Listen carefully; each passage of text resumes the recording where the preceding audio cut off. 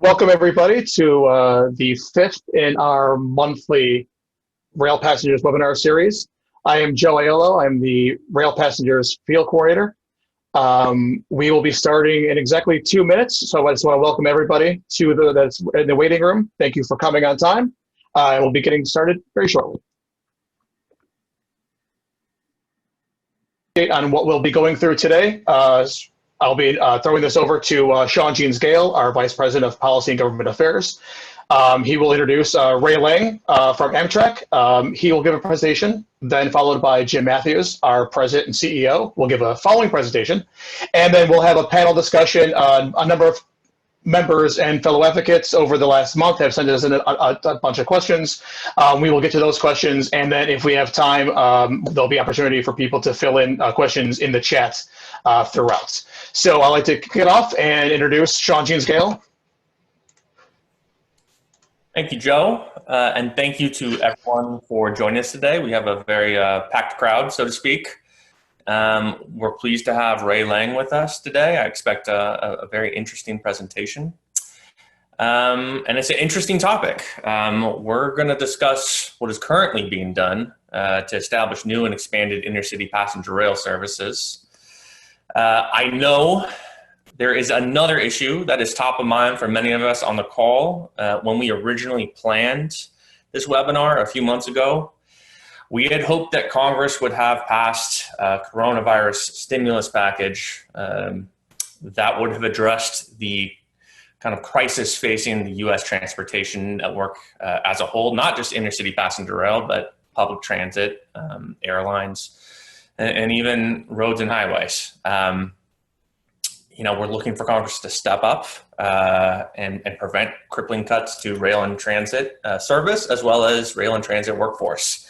Fortunately, Congress has so far failed to act. That leaves us with a lot of uncertainty. That is not what we're going to talk about during today's webinar. We do have resources describing what we've done, what we're doing. Maddie is going to provide links to testimony by our own Jim Mathews before the House Committee on Transportation that happened earlier this month. In addition to an update we published today detailing rail provisions in the continuing resolution and a one-year extension of surface transportation law. All I can say is that a lot hinges on the next piece of coronavirus legislation. When there is greater clarity, I promise we will hold an emergency online briefing about that issue and how it affects National Network, Northeast Corridor, and the state-supported services. In the meantime, I'm once again asking everyone to take part in our campaign to reach out to their members of Congress, talk to them about the essential services in your community, in your states. You can do it at www.railpassengers.org/action. It's an election year, and elected officials need to hear from voters to let them know that you are paying attention to them, and will vote accordingly. So, with all that being said, I am glad we're having this webinar today because I think it's important to keep talking about a vision for a better passenger rail system. It's not good enough to only talk about saving what we have because, frankly, what we have today is not good enough. We need a rail system that serves more Americans, more American cities and towns, and provides a better quality of service. And if we're asking elected officials to provide billions of dollars in taxpayer dollars for passenger rail, we need to give them a compelling reason to do so. And the only way, in my opinion, we're going to do this is through growth. So on that note, I'm going to officially introduce Ray Lang. He is Senior Director of State and Local Government Affairs for Amtrak.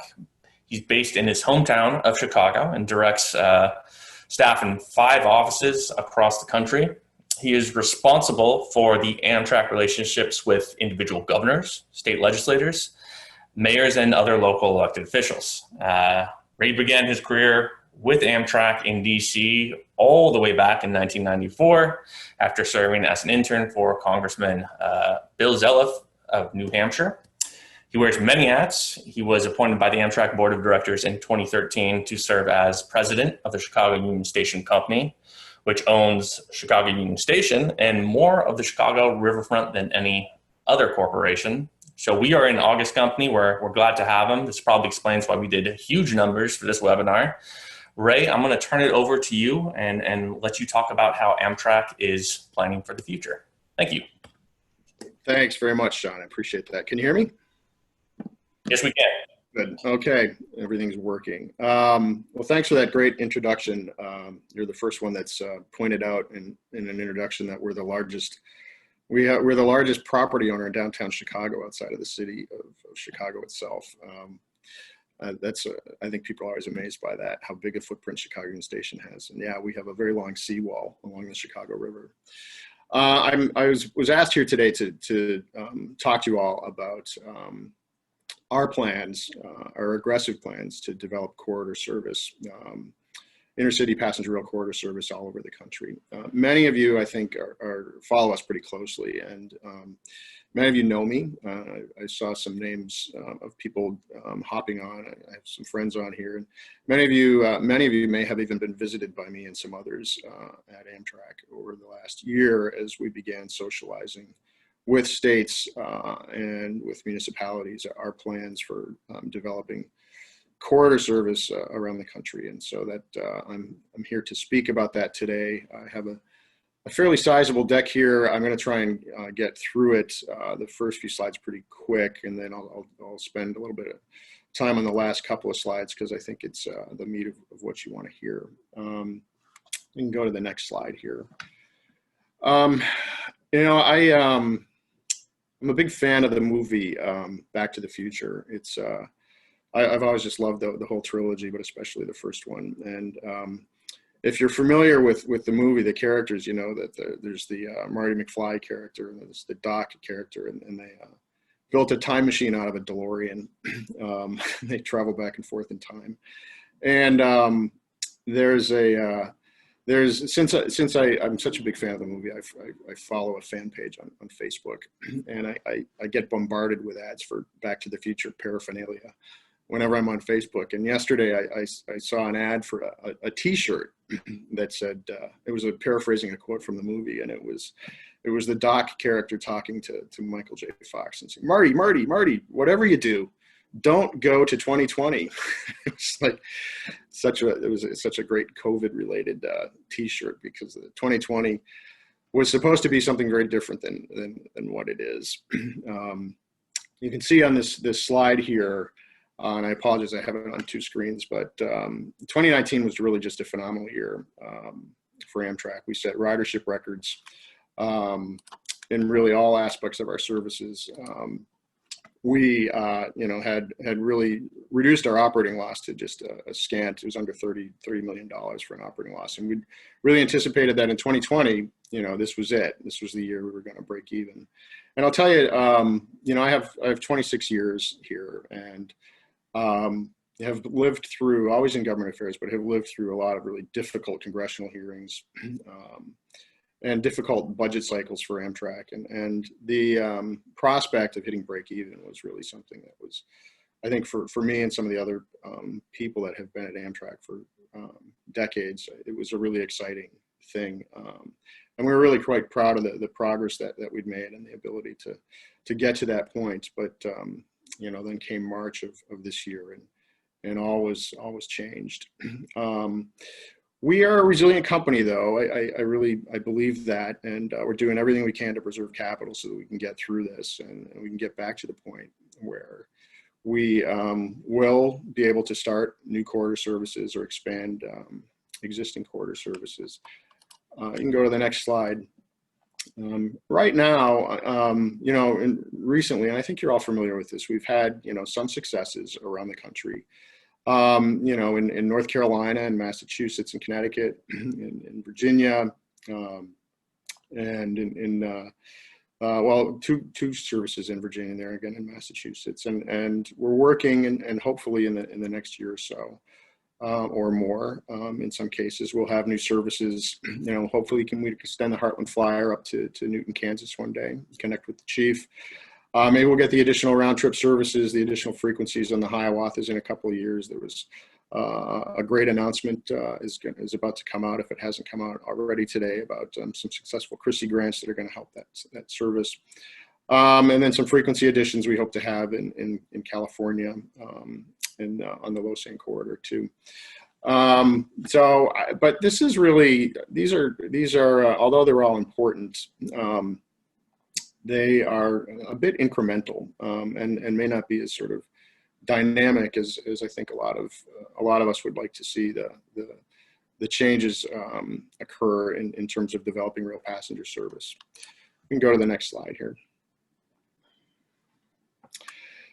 So I'm going to show you some maps here, and these maps are not going to be, the first map I think will be familiar to all of you. We can go to that map right now. This is a map of the Amtrak system as it looks today.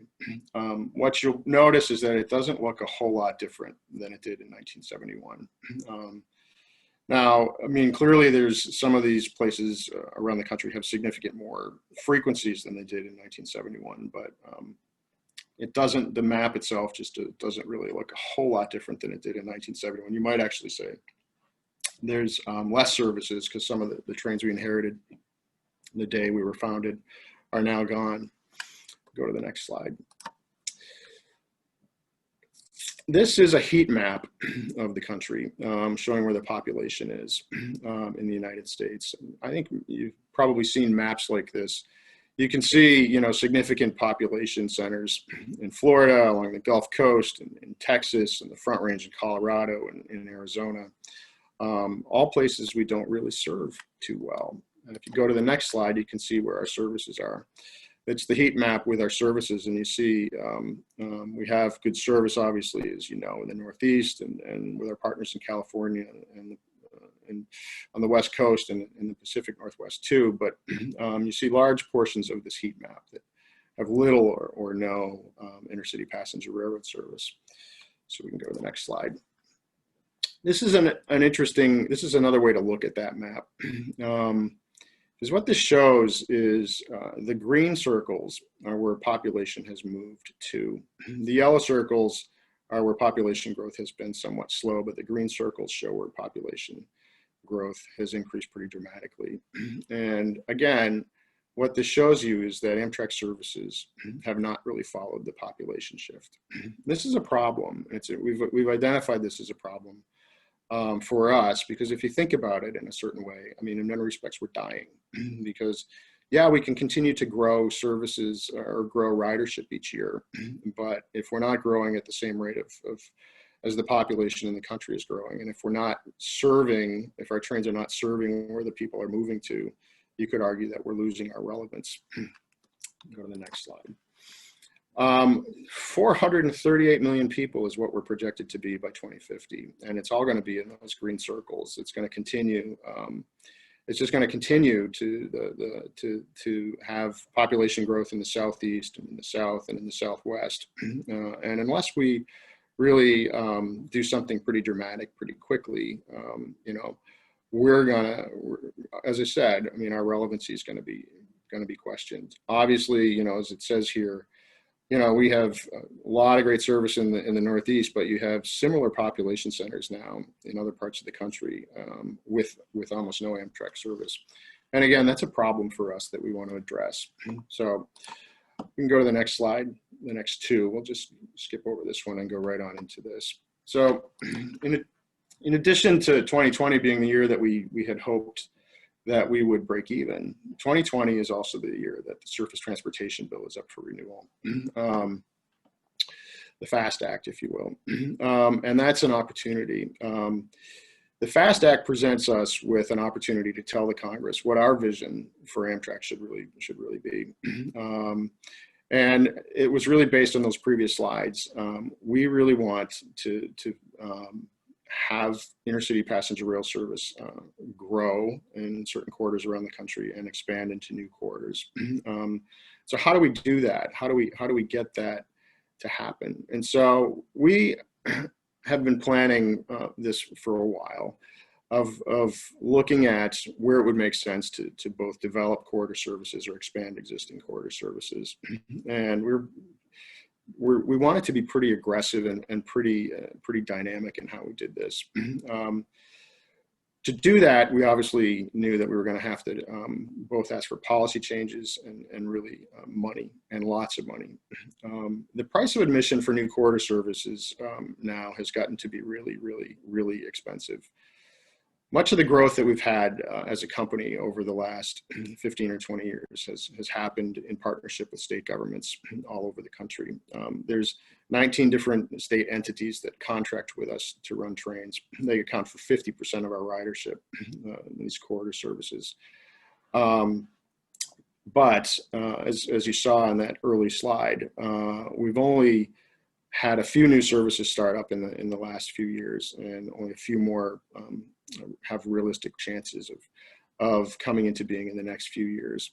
And the reason is because, as I said, the cost of admission, the price of admission for starting new services has gotten to be astronomical.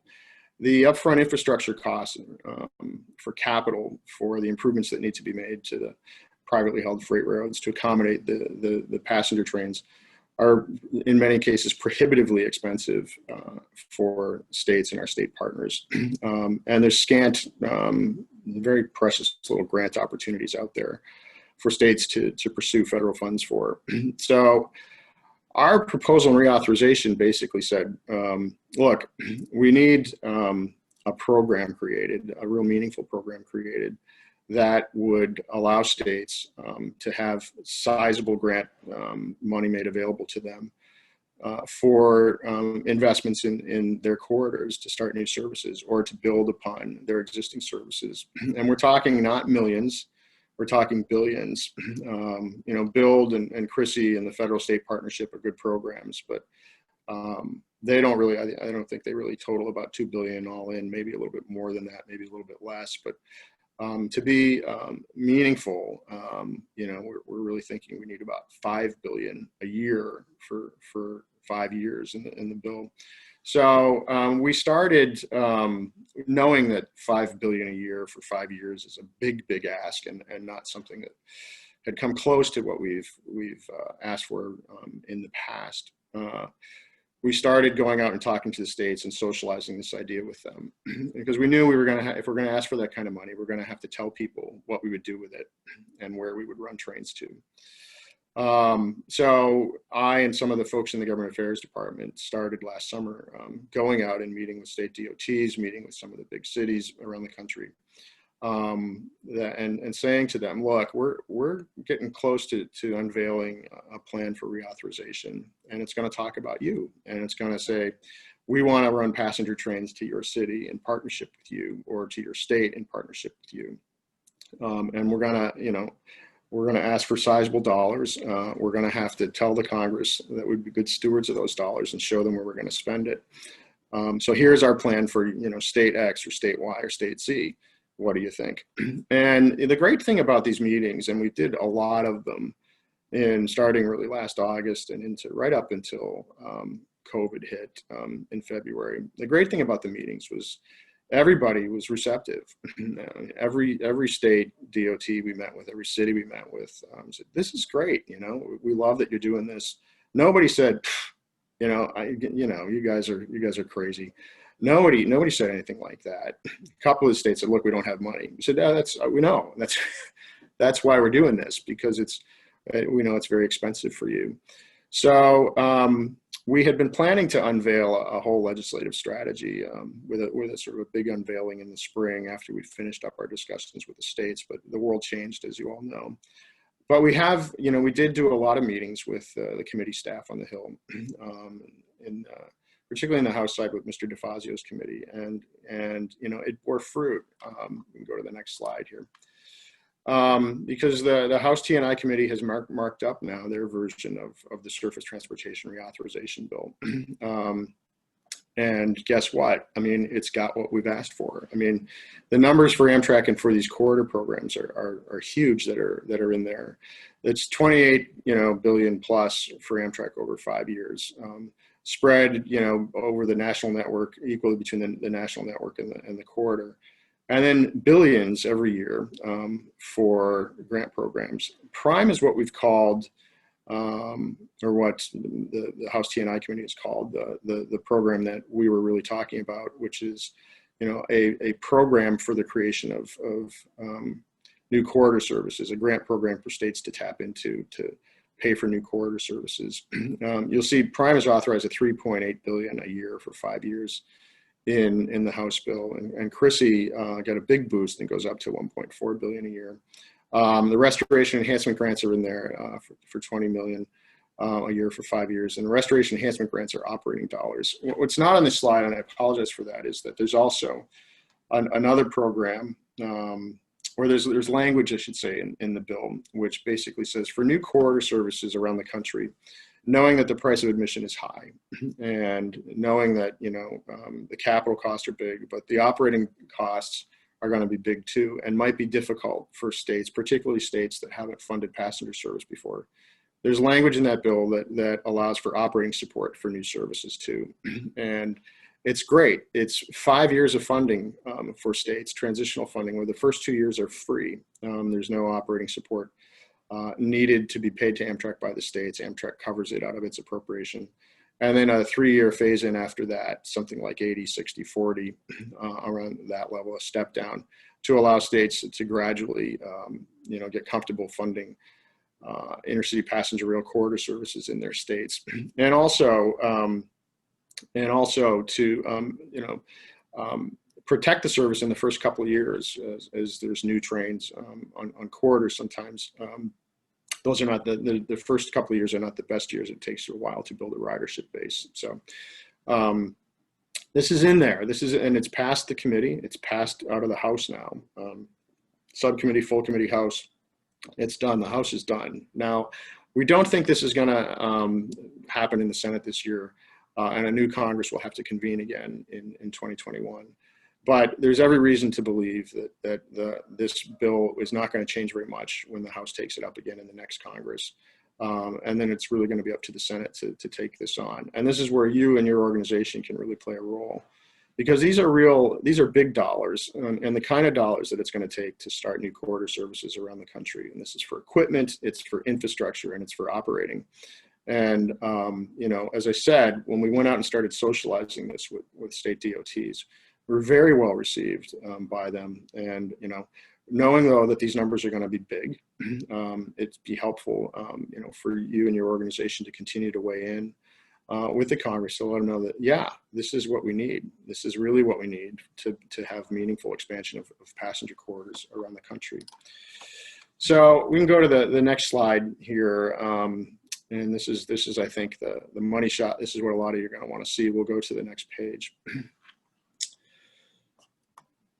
So this is, sorry, my page is one behind. This is sort of what we were looking at. We've done a lot of planning work, pretty methodical planning work over the last couple of years to look at where we would both expand existing corridors and grow new corridors. And you are, I think, all pretty familiar with the map of the Amtrak system, and I'm sure some of you jumped in, looked right away to see some of the new routes we're talking about. I think you can see Nashville and Atlanta in there. You can see the Front Range in Colorado there. You can see Duluth, places like that, and then other places where the lines get thicker and darker as we talk about expanding or growing the frequencies that we have on some of these existing corridors. You can see Phoenix down there, and our desire to get Phoenix Tucson service. So we, again, knowing that we're going to be asking for 25 billion, $5 billion a year for 5 years, we've been knowing that we have to tell them that we're going to be good stewards of these dollars and where we would expand. What I want to tell you about this map, though, is that this is just our vision. The dollars that are asked for in the INVEST Act are not tied to a specific route. This would be a grant program for states, and knowing that some states will be further along than others, to be a competitive grant program that would reward those that are furthest along. We also don't expect this all to happen in 5 years. We really think that these corridors are going to take 15 years to develop. And so that's why we call this the Amtrak system map of 2035. Because the 25 billion, 25 billion over 5 years, we won't be able to spend that money that quickly, we think, in corridor development. And also, I should point out that we envision that when the INVEST Act expires, the grant programs would live on, and that these would be in the next round of the surface reauthorization bill and the one after that. So, we hope that these programs become permanent and that there becomes, a sizable permanent program for states to develop corridor services nationwide. We can go to the next slide here, Sean. This is sort of in a little more granular detail here for you. These are some of the corridors we've looked at. And I'll give you a few minutes to look at that as I finish my remarks. We have visited the state DOTs in most of these corridors and had in-person meetings with them. There's still a few that we hadn't hooked up with, and we will go out and have some in-person meetings with them. There's a lot of backup for these corridors that we show here, and by backup I mean some ridership and revenue estimates and some cost estimates, as well as some straw man proposals for schedules and frequencies. What I want to also point out about this to you too is that this is not, as I said, this is just our vision. States could, if a state says that, that's great, we love what you do, we want to support it in my state, but we also have, we want to start service over here, great. That's great. I mean, the states should be able to apply for these dollars and invest in corridors or in city pairs that they want. We are not sort of big brother here. We're not going to dictate where the new services start. This is our look at how we would spend 25, 28 billion over the next 5, 10, 15 years, and then some, knowing that we just have to be able to say what we think would be a good use of those dollars. But states would have the ability, obviously, to do anything that they wanted in terms of new corridor development with these. I think the low-hanging fruit, I mean, that's not even the right word, but I think the places that I think we really, really want to be in and would love to work on fast. The Front Range in Colorado, and I know Randy's on here, Randy Grauberger. That is they have a great commission there. I'm an ex officio non-voting member of the commission. But they have a great commission there. They're doing great work.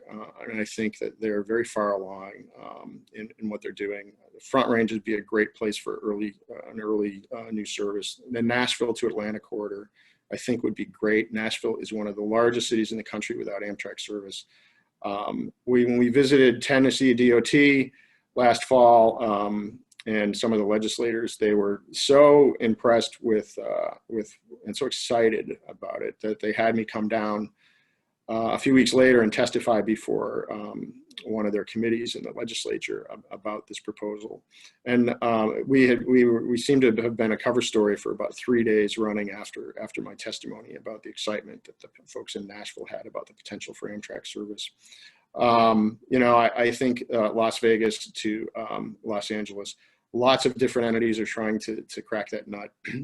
We would like to do it too. We've met with Nevada DOT. They're excited about it.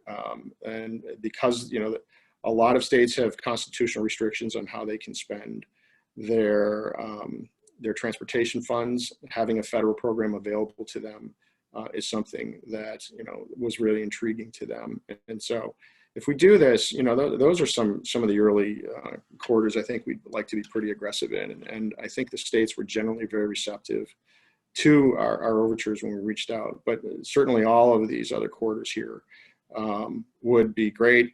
Some of these are very mature, well-developed state partners that have excellent rail programs and excellent professional staff managing those rail programs. And I think they'd be able to tap into these funds very, very early. And make some meaningful, significant changes and increases to the network. I covered a lot of ground there. I was mindful of staying on schedule here.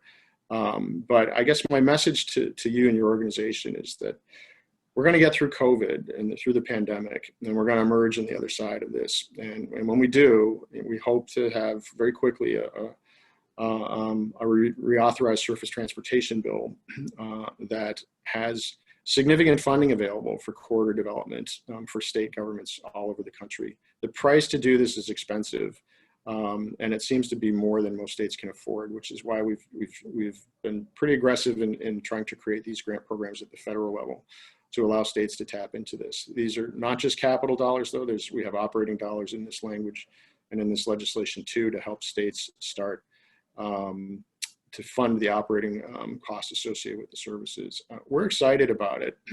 I have 26 years here.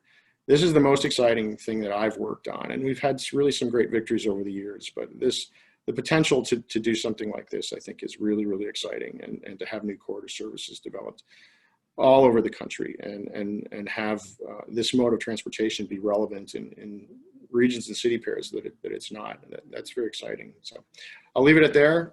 Sean and Jim, if you want to jump into the next phase, let's do it. All right, thank you, Ray.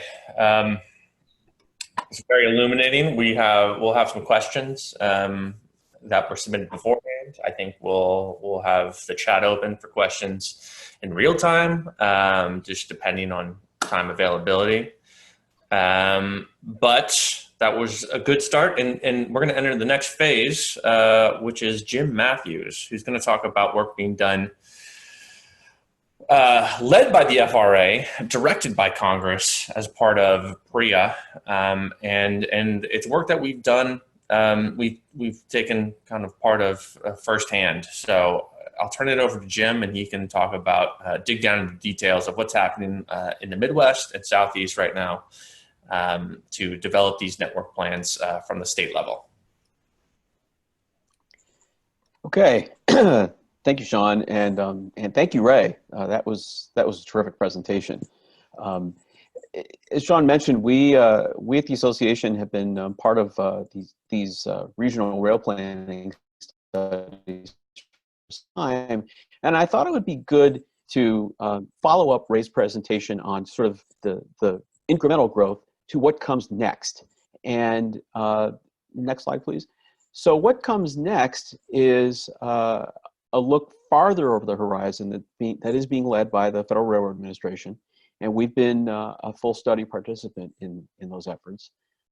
And it's looking at a 40+ year horizon. So we're not talking about 15 years, we're talking about 40 years. And the idea is to look at what comes next. If we succeed in getting that Amtrak map 2035 built out, what do we do after that? How do we continue to evolve? How do we continue to grow? How do we continue to serve the growing communities and create the economic growth that we know comes from those investments? So the idea was to bring all the various state rail plan holders together to work on this study, on these studies. It does not look at specific routes or specific alignments. It doesn't make any conclusions about capacity or anything like that, or any particular type of equipment or rolling stock. This is strictly about connecting this city and this city and this city and this city and these populations. And if I do that, what does that look like in terms of the feasibility and the operating sense of that growth plan? And a lot of this would presume that you would be overlaid on the map that Ray just showed you. Next slide, please.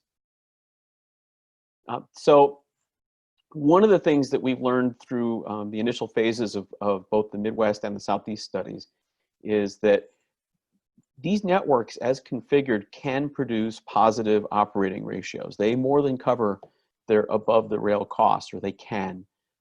And it's because of the network effect. It's connectivity and frequencies that are making that possible. If you reduce the connectivity, or if you reduce the frequencies, that's when the operating ratios begin to fall. Frequency is life, and it really does come through in the studies. Next slide. So let's skip to the next one. Just to kind of ground everybody, the plan looks at 3 different service tiers. Kind of emerging or feeder corridors where you're on a shared right-of-way, and that's speeds up to 90 miles an hour. That's very much kind of like what we have today.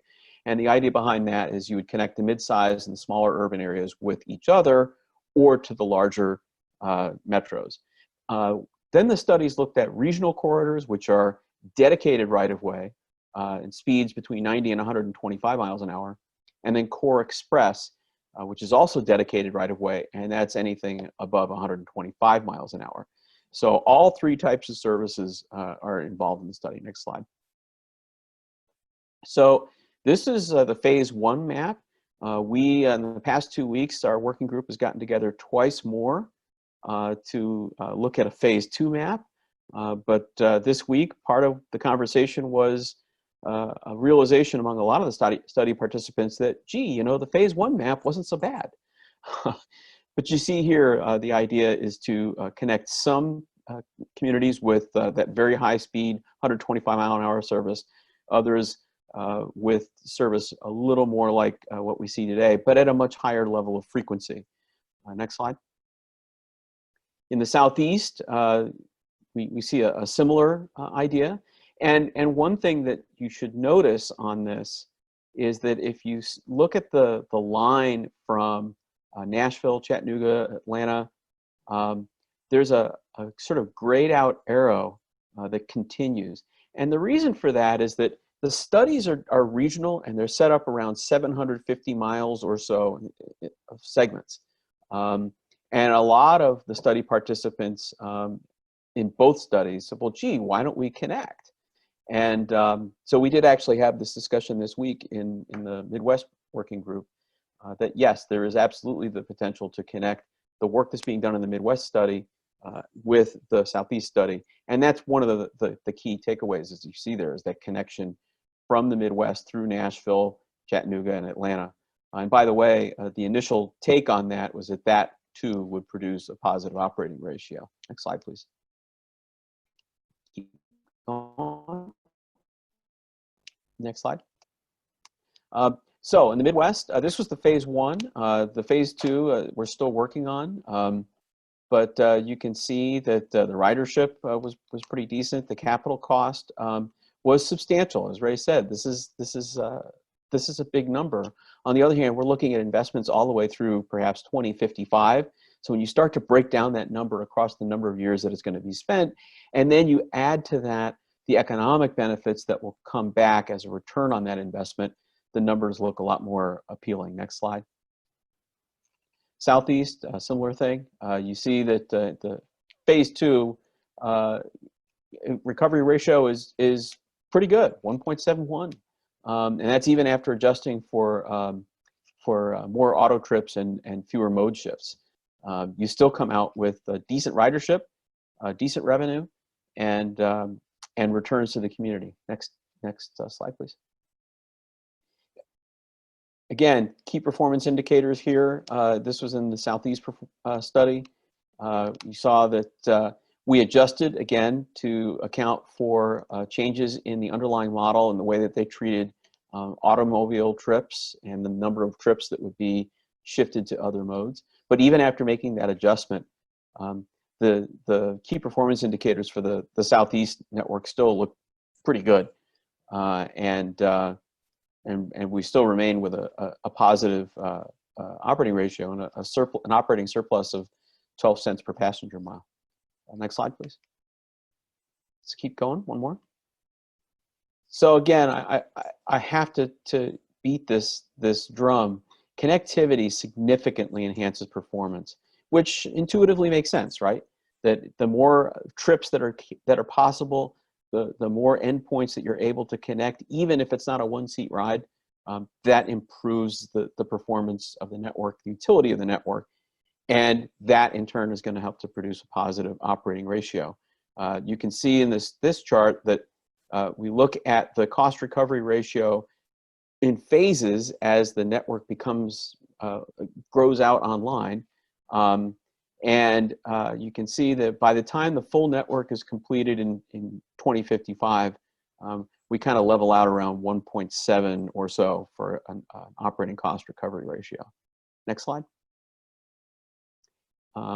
In the Midwest study, again, we looked at the effects of connectivity, and really, again, we saw in the numbers that the more you disconnect the worse the performance of both the network and the financial performance becomes. Next slide, please.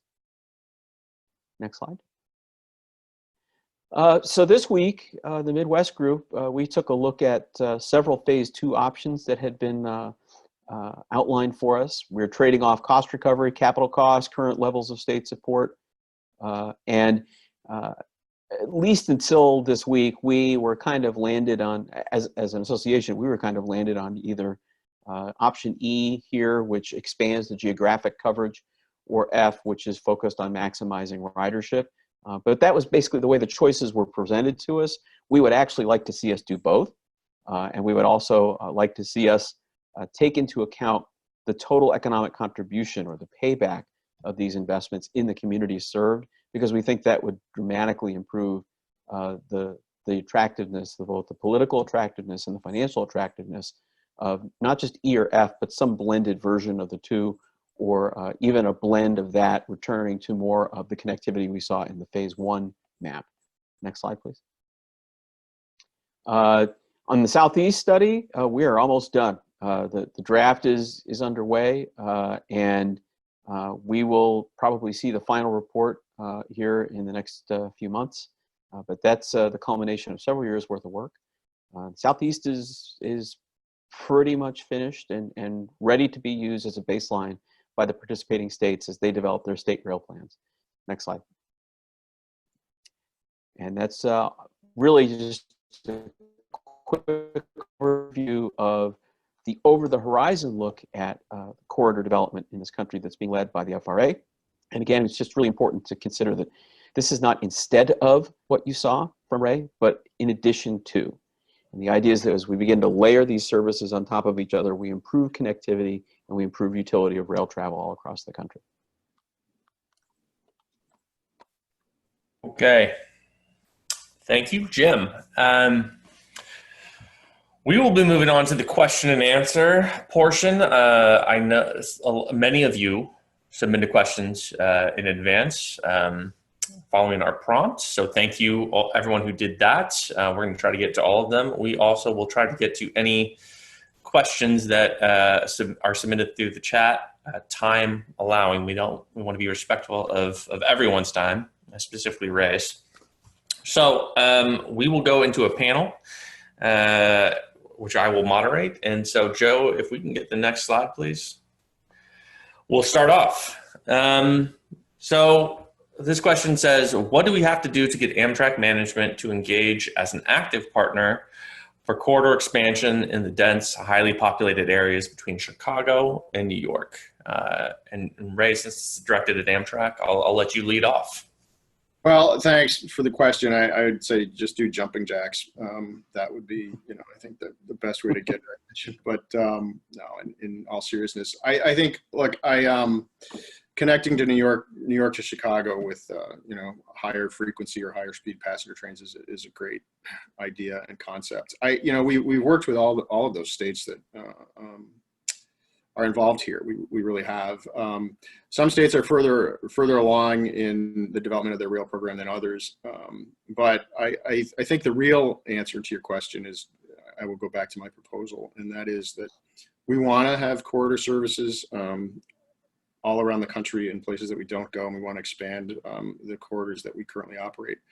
And to do that, we need real dollars, big dollars. And so I think the first part of that process is getting the reauthorization bill, the surface transportation bill passed, creating these grant programs, and making money available to states to make the kind of investments that are needed for the development of intercity passenger rail corridors. So that's a long answer to your question, but I really think that it's a place we'd like to be. And if real money becomes available, then I think we can start an honest, meaningful planning effort.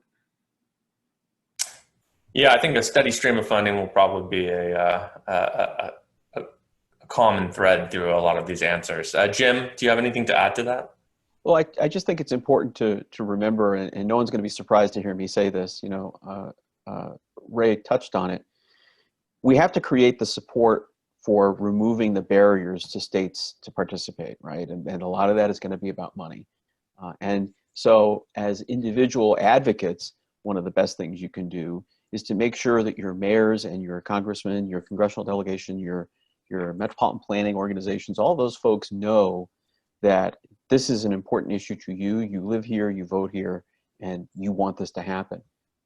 And that helps to create that sort of uplift to support these kinds of measures in the Congress, where we can get the kind of funding that we need, so that states no longer have to decline a meeting or have a very perfunctory meeting because they say, this is great, but I have no money and we can't afford it. We need to remove those barriers. And once those barriers have started coming down, I think the conversations can pick up. All right, Joe, can we get the next question, please? Okay, given the fact that state budgets are strapped by lower state income from taxes, greater budget needs, and higher than normal unemployment benefits payouts, all due to the coronavirus, how can new corridors possibly be developed? I'll lead off with this. I think, again, Ray kind of raised this idea with the last answer, but the federal government needs to step up and provide more capital costs to get these services launched. That's going to bring a lot of state DOTs to the table. It's going to get us through this rocky period. It will create jobs doing so. And so it really is something that we have been asking for. We got there with the House through two bills. We had the FY21 Transportation Appropriations Bill, which provided the normal $2 billion in baseline funding for Amtrak and another $8 billion in passenger rail, not only to Amtrak, but also some other passenger rail grant programs. Unfortunately, the Senate did not take it up, but we are going to keep pressing as we consider stimulus funds for the rest of the year. We don't know when that'll happen, so we're going to have to kind of just keep ready and keep the noise up. But the fact that so many different parts of the transportation network are in trouble, not just intercity rail, not just transit, but state DOTs for highways and road spending, and also the airline industry, that should create some pressure for Congress to step up and provide new funding. And I don't know if either of you want to jump in on that question. Ray? Sure. Yeah, what I'll add to that, I think the individual that asked this question probably asked the most important question, because the pandemic has really harmed the transportation industry and lots of companies, obviously. What I would add to what you just said, Sean, because I think you nailed it, but we're worried about the here and now, and our request to the Congress this summer that made it through the appropriations process in the House, had money for state services, to the existing state services, to help the states get through this period of time when there's low ridership and very low revenue. So I think on top of this question, we also have to say, what do we need to do to help keep these services preserved through the pandemic? We as you alluded to in your opening statement, we need the Congress to act with a meaningful appropriation for Amtrak and for our state partners. Okay, Jim, if you have anything to add, or no, I think you both covered it. Thank you. All right, Joe, can we get the next question? So here we go, the age-old question. What happens if one state wants to build a corridor connecting two or more states, but the other states don't want to contribute? Jim, I'm going to throw this one to you because we've done some work recently in Montana that I think will inform the answer here. Yeah, I think it sounds almost trite to say it, but you just have to generate energy and enthusiasm, and the way you do that is to show that there's a payoff, that there's a reason to do this, and it's not just gee, it would be fun to kind of make this map look like this. I love trains, and this is therefore the best thing in the world. Our friends in Montana have been very aggressive, signaling their willingness to move out with this. They've gotten, I think we're up to 9 counties now that have raised their hand to help create a big sky rail authority, which would restore service through Montana. Now, eventually, that's going to have to connect through Idaho and to the west, and so yes, that issue arises. But once you begin to generate this kind of enthusiasm, and you begin to have that sort of local grassroots effort bubble up and turn into political reality, I think you can begin to generate enthusiasm across the border, because it becomes, hey, look at these benefits, and you're going to be left out. The other thing is that we've seen how the Southern Rail Commission over the years has been very, very instrumental in working to bring about the restoration of Gulf Coast service. And so, you have to build those structures to create a framework for those conversations to happen across state lines, across state borders. Doesn't mean it's always going to work, but when you can start to generate energy and excitement around a project that with some real facts, with some real proof behind it, that hey, we'll put these dollars in and this is the return on investment, then it becomes something exciting that the adjoining jurisdictions want to be part of and not be left out of. And I'll just add to that too, that look, you don't have to have an agreement between states for services to be funded. I mean, if you look at our Chicago-Detroit service, Indiana and Illinois do not fund the Chicago-Detroit service. That's funded entirely by Michigan DOT. And we have other examples like that around the country where one state funds a service which goes into another state. I mean, there's no requirement that there be a multi-state agreement if a service covers multiple states. And at the same time, we have several contracts where two states do indeed come together and fund a service, and they sort of figure it out on their own. I mean, how they're going to divide up the operating costs. I mean, if you look at the Hiawatha's, they have a sort of a handshake agreement between Illinois and Wisconsin DOT, where Wisconsin funds 75% of that and Illinois funds 25% of that. And that's a handshake agreement that has been in place for decades and seems to work. So there are different ways to handle this, but there's not a legal requirement that every state a train operates through has to fund it. It's just one of them has to be part of it. If others come on, great, but not everyone has to do it. All right, excellent. Joe, can we get the next question, please? So what are the prospects for expanding national network service to the largest U.S. cities without any passenger rail? Columbus, Louisville, and Nashville. Also Phoenix and Las Vegas. To who should we direct our advocacy for this? Our local state leaders here in Louisville and Kentucky don't even seem to have passenger rail on their radar at all. Ray, I'm going to throw this one to you because I know Amtrak has worked with some leaders in Tennessee to talk about. Yeah, sure. I mean, I think look, our approach on these things has been almost always incremental, and I think that is the approach that is going to govern us or guide us for the next 15 years here. And I think, as we pointed out, Nashville to Atlanta is definitely a place we'd love to start service to pretty quickly. And as your map showed, the gray line north of Nashville to Louisville looks really promising. And so, yeah, I think if we have early successes, maybe in a place like Nashville to Atlanta, it's easy to piggyback on that and go Nashville north. Maybe bring back the Hoosier State somehow. When there's a new grant program available, get Chicago and Indianapolis service up and running. And then go on down to Louisville over the L&I. There's ways to do it. I just think it's incremental, and if we get an early win somewhere, I think that the chips will line up in our favor so that we can start more corridor services. Yeah, I'll just jump in really quickly on that. Let's underscore everything that Ray said. But then, as far as to whom should we direct our advocacy, local and state leaders don't ever seem to have passenger rail on their radar. Well, that's our job as advocates, is to put it on their radar. And it's frustrating. It's disappointing. Depending on how long you've been at it, you may feel like it's just impossible. But people change jobs.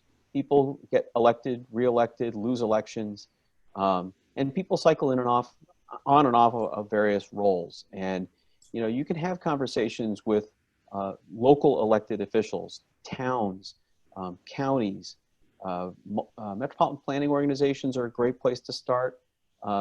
Really try to build that awareness of the benefits of investing in passenger rail to the community, and that is it's just a kind of slow moving approach, but to Ray's point, that's the one that works. Is you just have to kind of build that momentum very slowly, but surely that this is an investment that makes sense.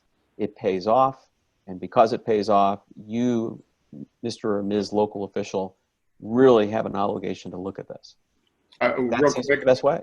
Yeah, real quick, I would also add, Jim, that get these things in the statewide rail plan. Every state has to do a state rail plan, and get these proposals in the state rail plan. Yeah, and last note on this question, I would just say that the House Surface Transportation proposal, which passed, included $11 billion for rail a year. And that's another thing that's going to show up on the radar of a state transportation agency. So once the federal government is providing those capital funds to the point where there's a revenue stream, it's a lot more likely that Kentucky DOT is going to allocate staff time to kind of developing that rail plan. Okay, next question, Joe. This is another one for Amtrak. Is there any hope that Hoosier State service may be restored someday?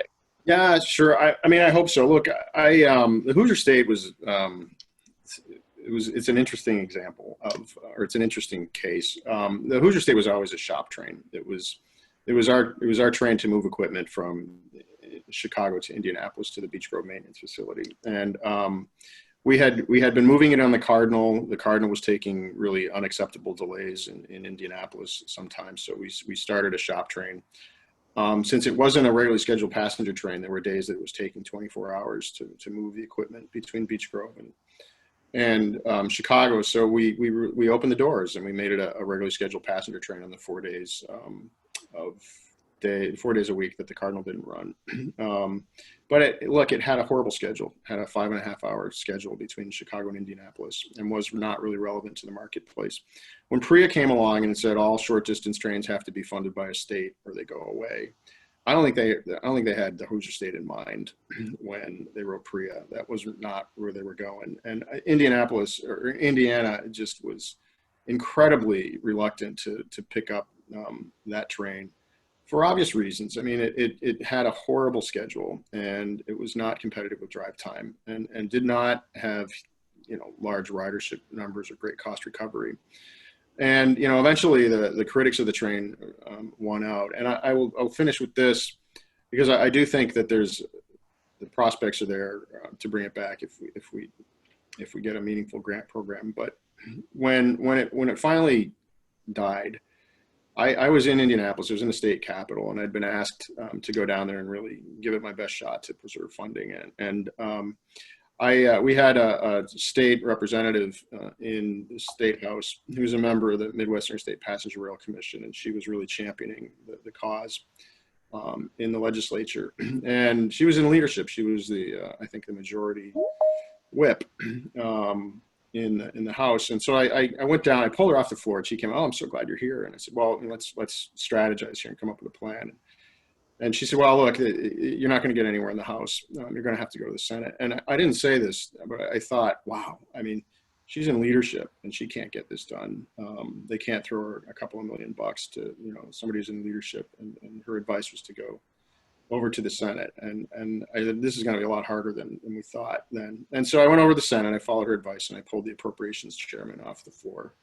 He was not happy to see me. And he had, he came out, "What do you want?" And, "Well, I want to talk to you about this." And he said, "Look," he cut me off. He said, "Look, it's not going to happen. We're not funding it." And he sort of turned around and walked back in really quick. And Then right as he got to the door to the Senate chambers, he turned around and looked at me and he sort of raised his hand. He said, and by the way, he said, none of my members are asking me about this either, meaning none of his committee members have said anything to him about it. So he was telling me this doesn't rise to the level of being important because nobody on the Appropriations Committee had even raised the issue with him. So what I took from that is, look, we really have to, this is a chicken or an egg scenario with the Hoosier State. And, you know, they had sort of said, look, if you had a meaningful service, maybe we'd fund it. And our point was, look, if you provide funding for it, maybe it can become a meaningful service. And so if we get this grant program in place, I really think that we can fix the situation between Chicago and Indianapolis. It's a great corridor, and I'd love to be the guy that brings it back. Yeah, I mean, you hit the point I wanted to make about it, which is it's easy to be kind of penny wise and pound foolish in drawing up a lot of these services, where, and I've seen it many times with local officials who just say, we want to just do the bare minimum, just get the train going. And even if it doesn't really help someone, when it's up and running, then we can have a proof of concept and get something better. But it often, you got to make a service that offers a utility to the people who are going to be asked to pay for it, because once it's up and running and it doesn't have any, like, you know, strong use case, it's very easy for people to say, well, just passenger rail doesn't work here. It may work in New York City and DC, but it doesn't work here. Jim, I'm not sure if you want to add to that. I could not agree more. I mean, let's face it, the Hoosier State basically ran a gentle canter, and that's just not going to cut it. People needed a more meaningful schedule, and that's just not going to do it. The other point I would jump on here is just to point out, you know, when the senator said that none of his committee members had asked him about it, that gets back to advocacy. That gets back to when we send out these messages to members in the states and say, hey, you need to call your local senator, the person representing your area of the state, and say that this means something to you. You know, we got a lot of messages back from folks saying, I signed a petition. And, you know, petitions feel good, but they don't do that. You know, that they don't change that conversation that the senator had with Ray Lang. He's not going to hear about petitions. He's going to hear if his members are getting calls and emails from their constituents saying, hey, this is important to me. So that's why that individual outreach to the offices, when we ask for that, it's incredibly meaningful when you do that. All right, Joe, next question here. All right, here's a good one. Is there any consideration for adding Chicago Midwest service to Florida? You know, I'm going to turn this over to Jim first, because you have been taking a lot of part in both the Southeast and the Midwest regional studies, and I think there is a connection there.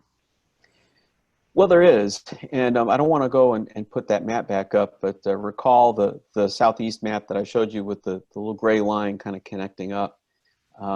What we're seeing here, though, is it's not a one-seat ride. You know, I think that's when people say, hey, what about Chicago to Florida? They don't say it out loud, but the implication is a one-seat ride. I'm not seeing that come together in any of the studies that we're participating in. I'm seeing a lot of interest in connecting those regions and having service to those interim points, but I'm not seeing, hey, let's do a one-seat ride from Chicago to Florida. Would that be a great train? I don't know. It might be, but you know, we have to ask ourselves if we can get many frequencies, multiple daily frequencies at very high competitive speeds, as far as, you know, say Atlanta, and then we connect to a different train which goes to Florida potentially. Does that solve the problem? Is that good enough? Does that map to what we see in either the population growth map that Amtrak just showed you, or some of the studies that FRA is projecting outward? It might. It might. and if we can look at that as one of a range of potential options, then I think a lot of people are thinking about connecting the Midwest to Florida. I just don't think the one seat ride is necessarily on anybody's radar. I obviously can't speak for Amtrak and Ray, though. I think I wouldn't change anything you said. I think realistically, if it happens, it's not going to be a one seat ride. It's going to be a multi-seat rides going from one corridor train to another. But certainly a big gap in the Amtrak system. All right. I think we'd all love to see Atlanta become a new regional hub for a modern rail network. Joe can get the next. Okay, here we go.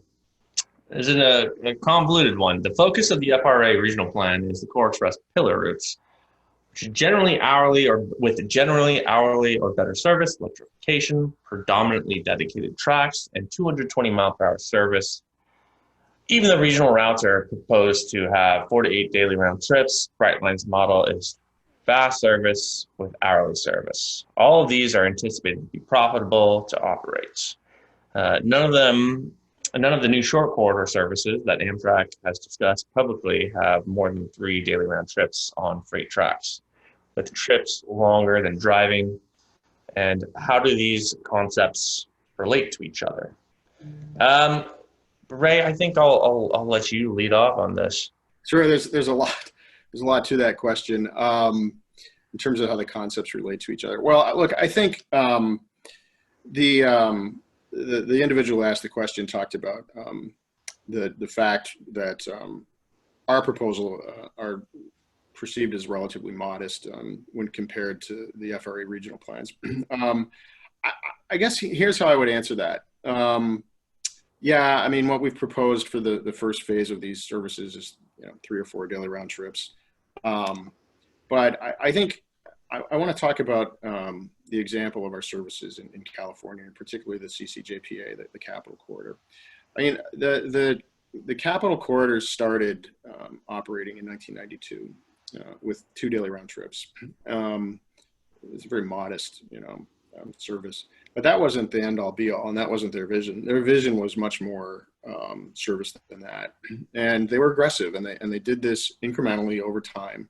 But by 2006, they got up to 16 daily round trips. Think about that, 32 train movements a day on that corridor between Sacramento and Oakland, because they took an incremental approach, and they developed relationships with the railroads, and they worked to get equipment, but they did it over time, and they have now really a remarkable showpiece of a service.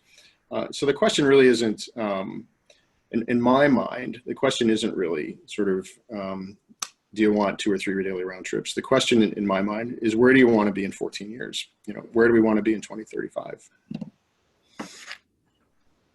Okay. I think that's a perfect answer, and I'll just pick up on that. Let's be fair to both sides of this. The FRA is looking at this is a 40-year horizon. Amtrak's talking about what can we get done here in the next 1 or 2 authorization cycles, right? So we're talking about different horizons. The other thing is that success breeds success. Look at Virginia, look at Wisconsin. People are falling all over themselves to add frequencies to those corridors because they have been so successful economically for the states, for the communities involved. Looking at a sort of screening plan, which is what that the FRA studies are, it's very much a phase 0 examination of whether something is worth really going to a full-blown study, and comparing that to what Amtrak is trying to lay out for the next 10 to 15 years. I think it's probably an unfair comparison. I will say though that at core the concept is correct. Frequency is everything, and we said it before. We'll say it again. You're always going to do better with more frequencies. You're also going to spend more capital dollars to get that started. But if we can get the grant programs going and we can get that commitment to spend the capital, make the capital investments that are required, then we'll see a return. And I say this a lot, we spend $70 million a mile on highways and nobody blinks an eye. Nobody cares. They don't even ask the question.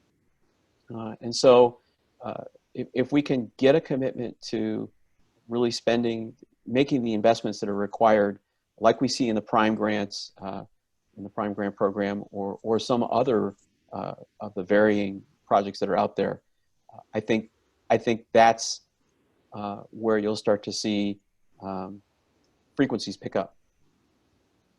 Okay. I think you two answered that pretty well. Next question. Okay. The Massachusetts East-West Rail proposal has been getting a lot of press with various writers of quotes, etc., but the process is moving at a crawling pace. What can RPA and efforts like do to promote this new critical rail expansion that will further connect passengers around New England via fast, frequent, and electrified intercity passenger rail? This question we planted as kind of a little bit of a promotion for next week's webinar. We will not answer it today. We're at the hour point, but I'm going to turn it over to Joe, and he's going to give us a quick promo for what's coming next month regarding the Northeast Corridor. Yeah, so first of all, let me thank everyone for attending. Let me thank Sean, Jim, and my fellow Chicagoan, Ray, for the fantastic presentations today.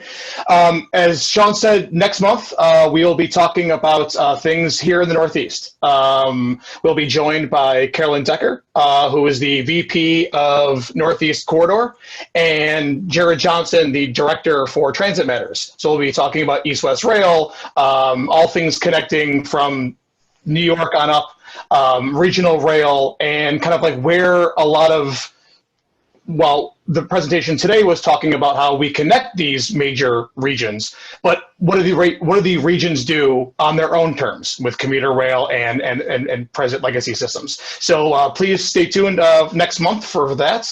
We'll be getting invitations and RSVPs out soon. So once again, thank you for our presentations, for our panel, and for everyone attending. Thank you. Thank you, everyone. And Thank you, Ray. we didn't get to your question in the chat. We will try to save it and address it in written testimony edition.